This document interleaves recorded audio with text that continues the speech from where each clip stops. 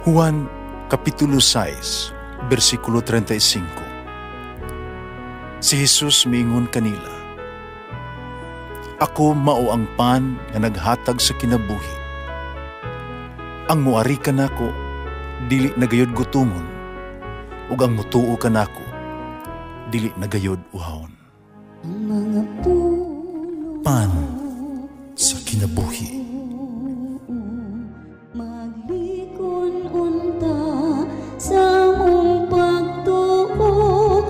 Gagakakabi sa pagtuman sa imong mahal nga kasuguan.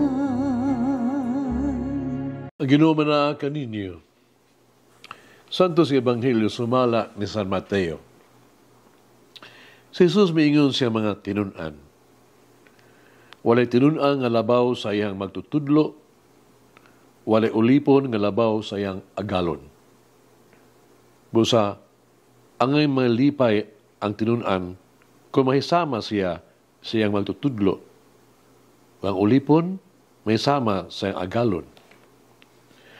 Kung ang Pangulo sa panimalay ginganlag Beelzebul, usa pa kaha, kangilad ang hingalan sa iyang mga sakop.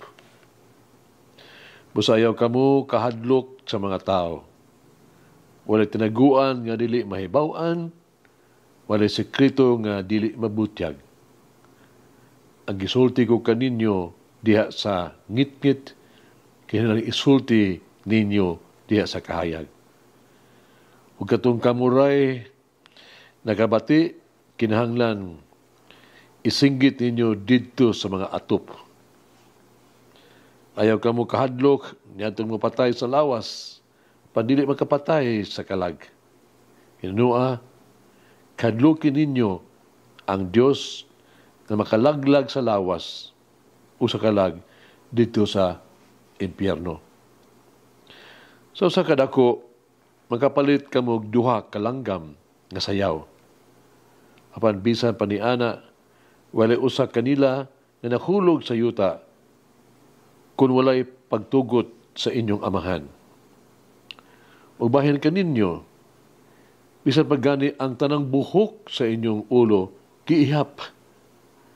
Busa ayaw kamo kahadlok, kay labaw pa kamo kaayog bili kaysa mga sayaw. Ang muangkon atubangan sa mga tao nga siya akoa, ang kunon ko usab atubangan sa akong amahan didto sa langit. Pandili mo angkon nga siya akoa, dili ko usab ang kunon atubangan sa akong amahan dito sa langit. Ang Ebanghelyo sa Ginoo. Pasalamati ang Ginoo kay siya maayo, ang iyang gugma mulungtad hangtod sa kahangturan. Pasalamati ang Diyos sa tanang mga Diyos, ang iyang gugma malungtaron. Pasalamati ang Ginoo sa mga Ginoo, ang iyang gugma malungtaron.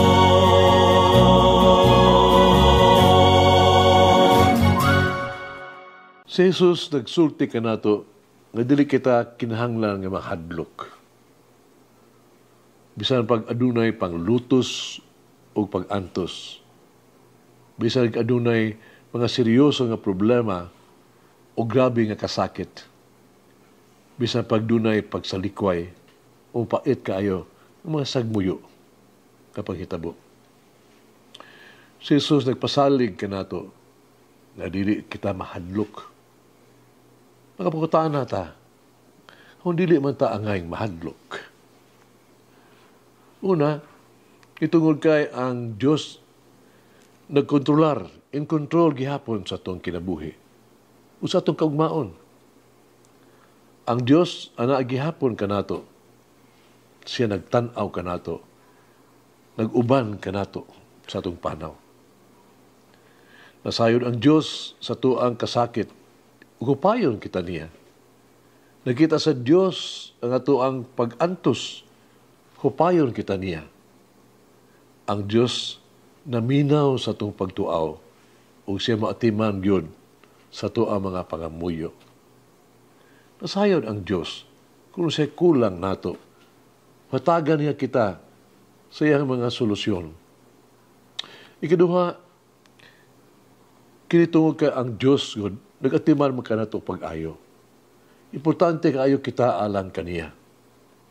Sa tanang ng mga nilalang, kita ang pinaka-espesyal kaniya. Buhaton sa Diyos ang tanan alang sa to ang kaluwasan sa kinabuhi.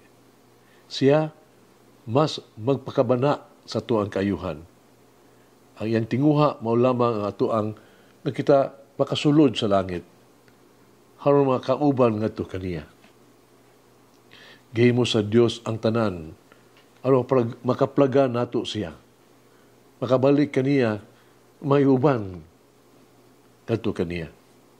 Apan kinahanglan natong buhaton ang usa ka butang. Ug kini mo ang pag-ila kaniya at tubangan sa katawhan uban ug sa uban. Atong mga tan-on karon atong kaugalingon, unsa man ang ato ang nahimo hangtod karon, ipakita sa uban ang Dios mo ang sentro o pangunang konsiderasyon sa ato ang kinabuhi.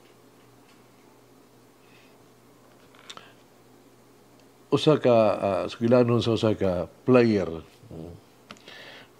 MVP ni siya, ibalin siya sa usa ka team sa iyang pagbalhin dito sa bag-ong team. Ikalipay kaayo kini sa dito coaching staff, no?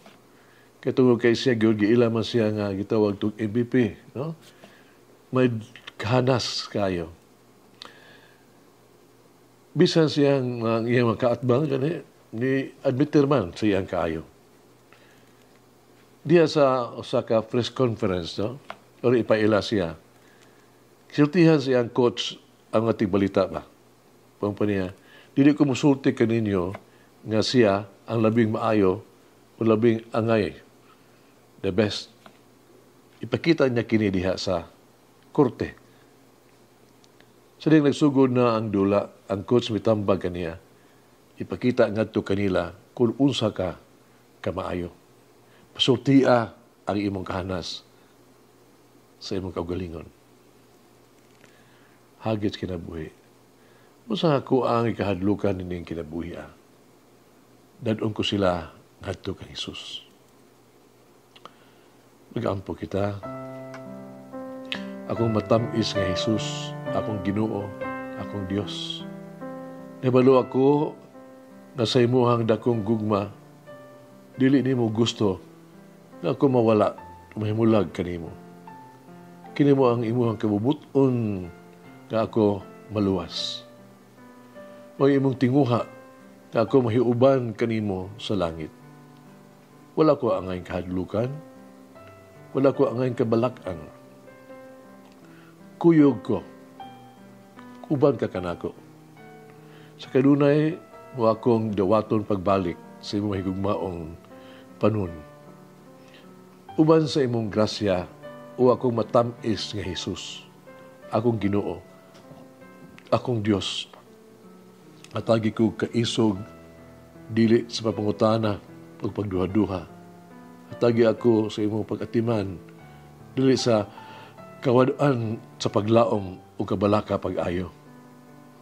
Ihatag ka na ako, ay mong kasiguruan, nga ikaw, muila ka na ako atubangan sa Amahan.